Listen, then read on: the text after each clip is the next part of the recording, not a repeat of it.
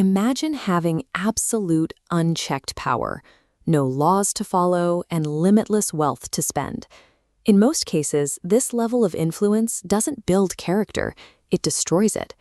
But one man used that exact authority to do the complete opposite. He used the highest office in the world to cultivate a specific kind of internal clarity. His name was Marcus Aurelius. As Emperor of Rome, he commanded legions and governed tens of millions. He had the physical power to indulge any vice or destroy any enemy. Instead, he spent his nights writing what amounts to a survival manual for his own sanity. His reflections provide a direct framework for anyone currently trying to navigate an environment that feels increasingly chaotic. Most of us operate under a specific delusion, the idea that peace is a destination we reach once our external problems are solved.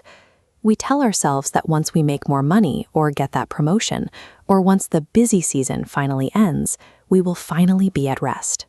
But Marcus realized a difficult truth while managing an empire. Things never actually calm down. If the most powerful man in the ancient world couldn't engineer a perfectly peaceful environment, it suggests that trying to find peace through external circumstances is a flawed strategy. In 175 AD, the Roman Empire was under siege. Marcus was stationed on the northern frontier, managing a brutal war while a plague decimated his population.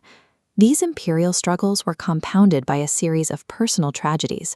Over the course of his life, he had to bury the majority of his own children. Then came the ultimate betrayal. His most trusted general, a man he viewed as a surrogate son, declared himself emperor and began marching an army towards Rome to take the throne by force. For any other leader, this would be a breaking point. It was a catastrophe that threatened to trigger a bloody civil war. Rather than reacting with imperial rage, Marcus retreated to his tent and opened his journal. He reminded himself of a core principle, that while he could not control the rebellion, he could control his response to it. The Stoics called this the Hegemonikon, the ruling faculty. They visualized the mind as a protected inner room, separate from external events. Most things we value, reputation, wealth, social standing, exist outside this room. Because we cannot control them, we shouldn't tie our peace to them. We often allow the outside world to occupy this inner space. We let a brief insult ruin an entire afternoon, or allow anxiety about next week to destroy our focus today. Marcus protected his inner room so effectively that when the rebellion was finally put down, he didn't seek vengeance. He pardoned the traitor's family, proving that true power isn't the ability to control others, but the ability to master oneself. Building this kind of mental fortress requires a daily protocol.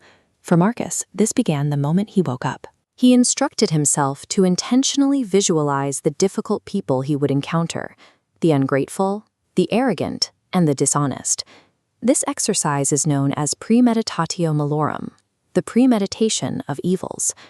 The goal isn't to become a cynic, it's to remove the element of surprise. By acknowledging that the world is full of friction, you ensure that the friction no longer has the power to shock you out of your calm. When personal problems feel too large to manage, Marcus utilized a mental shift known as the view from above. He would zoom out from his immediate surroundings to a planetary perspective, watching the rise and fall of civilizations from a distance. If you expand that view into the cosmic scale of the universe, the things that cause you the most anxiety, that awkward mistake or that difficult conversation, begin to look like what they are, tiny points of data in an infinite timeline. Marcus had every resource on Earth at his command, yet he knew that peace could never be granted by an empire. It had to be built from the inside. You are not a passenger in your own mind. You are the driver. Everything happening outside your inner room is simply the weather. If you're ready to take back control of your focus, click the video on screen right now to explore the tactical philosophy of Miyamoto Musashi. Stay grounded, stay powerful.